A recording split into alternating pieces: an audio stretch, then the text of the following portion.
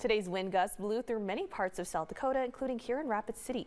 According to the National Weather Service, a high wind warning is still in effect until 6 p.m. in Rapid City and other nearby towns, including Black Hawk and Somerset. People in the area experience winds of 40 to 50 miles per hour, with gusts of up to 60 miles per hour. The NWS warns that the high winds could knock down small buildings, roofs, signs, and large trees. In addition, they say power outages may happen and travel could be an issue for people driving in high-profile vehicles.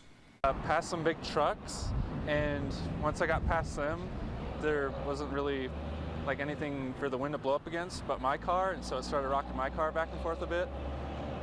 And I know, like driving through town too, there's tree branches on the road and whatnot, and leaves everywhere. If you do go outside today, NWS urges to keep an eye out for falling or flying objects and to be cautious when driving.